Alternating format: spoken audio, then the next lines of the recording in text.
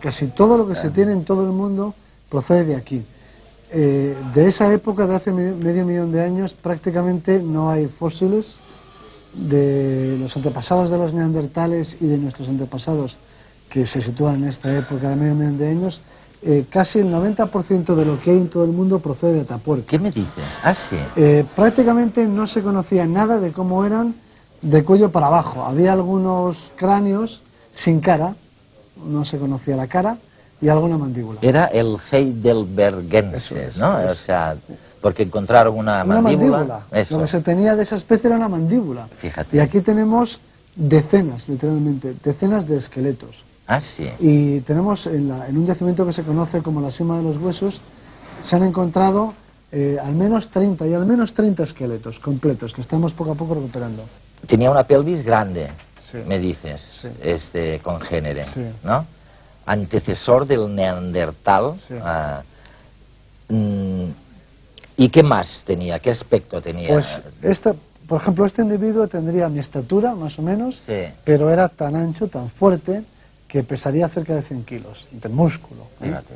Y eso se debe a que ellos en esa época no eran capaces, no disponían de una tecnología que les permitiera matar a distancia. Entonces, tenían que cazar cuando cazaban, y cazaban a veces grandes presas, pero tenían que hacerlo cuerpo a cuerpo, acercándose mucho. Entonces eso les obligaba a ser muy fuertes. Y el que no lo era no llegaba al pool general de genes. Exactamente, ¿no? y además una vida muy accidentada, ¿no? Oye, debía ser tan difícil matar a estos grandes bisontes, ¿no?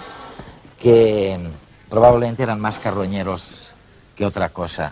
Y me dicen que ahí tienes un ejemplo Sí.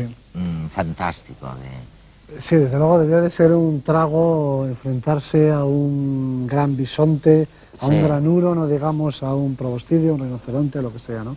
Entonces, desde luego aprovecharían, como lo hacen, por cierto, también los demás carnívoros, porque los leones tampoco, por muy fuertes que sean, no desdeñan a los animales muertos por causas naturales. Es verdad, y aquí, curiosamente, en este lugar, fíjate, hay una sima que sale a la ladera y por la que se despeñaban de cuando en cuando. ¿Qué es esto? Que no tiene techo, ¿no? La parte de la cueva que no tiene... Esto es una sima. ¿Esto era un agujero? Sí, y por aquí han caído y nos hemos encontrado sus restos al pie.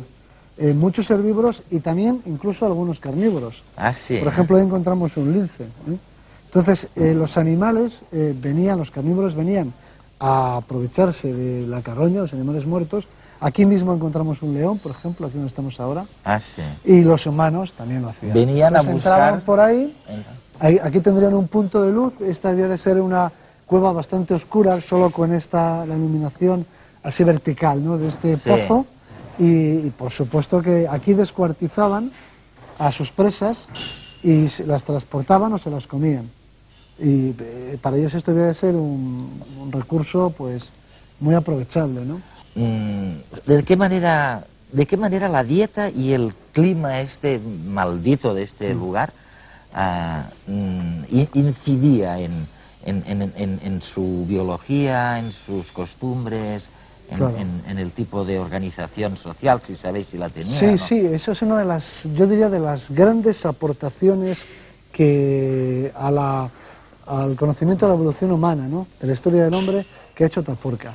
Precisamente a través o a partir de los fósiles que hemos encontrado de esta especie, hemos podido establecer que tenían una biología social ya de tipo moderno, porque no hay grandes diferencias de tamaño entre los dos sexos.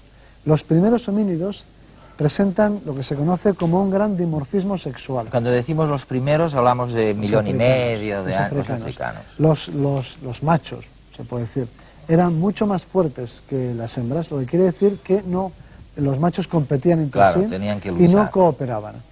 Entonces, estas poblaciones de aquí, la diferencia de tamaño entre los dos sexos es la actual, que eso ha constituido una gran sorpresa, porque se pensaba que todavía en esa época sería muy grande la diferencia y se ha visto que es ya la moderna, lo que quiere decir que entre los, se puede decir machos o varones, ¿no?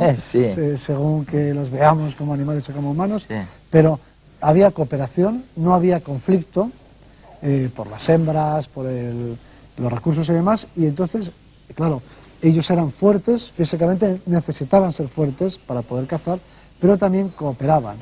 Y tenían una complejidad social, ¿no? En la que también pues, se aseguraba la protección de las crías.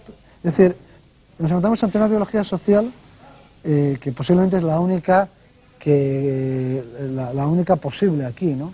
Y vive, pues oye, le echas que 100, 200, 300, prácticamente 400.000 años sí, campa por sí. estos lugares. Sí, no hay grandes cambios. No. Se va transformando muy lentamente esta especie, este Homo heidelbergensis, va evolucionando y evoluciona las poblaciones europeas, y este es un fenómeno muy interesante, las poblaciones europeas y las poblaciones africanas siguen trayectorias evolutivas independientes, separadas y en cierto modo paralelas. Mientras que la población europea se transforma poco a poco en los neandertales, que es una especie muy encefalizada, con un gran cerebro, pero que por ejemplo no produce obras de arte, Fíjate. O sea, es decir, que es distinta. La población africana de esta misma especie se va transformando poco a poco en nuestros antepasados, ¿no?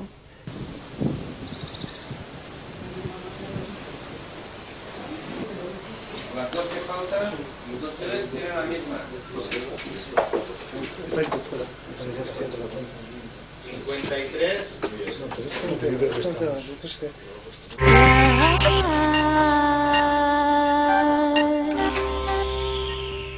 Qué reciente, ¿no?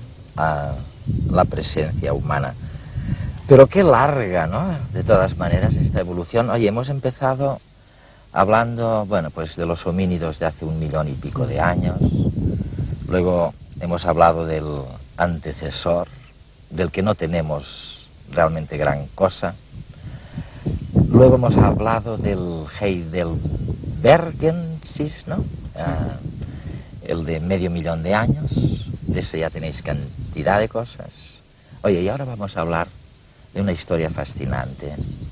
Ha ido al cine y yo no entiendo todavía cómo la gente no habla más, porque sigue siendo realmente una noticia de primera plana, ¿no? De periódico, y es esta sorpresa infinita de unos homínidos, los neandertales.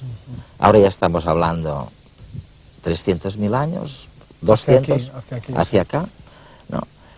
Que, oye, cuyos antecesores habían salido de África y de pronto estaban por ahí, o sea, bajaban de las cuevas de aquí arriba y seguramente cazaban conejos o buscaban conejos en este valle, y un buen día toparon con otros africanos que salieron más tarde, que eran más listos, más crueles, más inteligentes, y se los comieron, vamos, acabaron con ellos de alguna manera. Oye, recuérdame un poco la historia.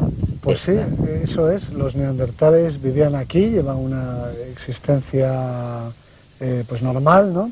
Y eran muy numerosos, era una especie con un cerebro muy grande, en términos absolutos más grande aunque el nuestro, aunque tenían un aspecto arcaico, pero tenían un gran cerebro. Fabricaban unos instrumentos muy perfectos, muy refinados, y eran una especie que tuvo un gran éxito, y de hecho se originaron en Europa, pero desbordaron las fronteras de nuestro continente, se extendieron por un lado hasta el Oriente Próximo, y se encuentran en Israel y en Irak y en Siria y por ahí, y por otra parte hasta el Asia Central llegaron hasta... Fíjate. Y de pronto se toparon los que vivieran aquí en esta misma sierra, ¿no? Pues un buen día los vieron llegar. Oye, perdona, Juan Luis, antes de llegar con los invasores, ¿no? Yo te he leído en alguna parte que has dicho que los neandertales en realidad tenían una estructura como arcaica, pero que le habían puesto un motor nuevo, ¿no? Sí. Una especie Eso es. de viejo coche al que le meten un motor de Mercedes. Era así esto. Literalmente, ellos son físicamente arcaicos, siguen siendo anchos, como sus antepasados, son muy fuertes, muy corpulentos, muy musculosos, con un cráneo, por ejemplo, con una frente baja, tienen rasgos primitivos en general, y sin embargo tienen un enorme cerebro.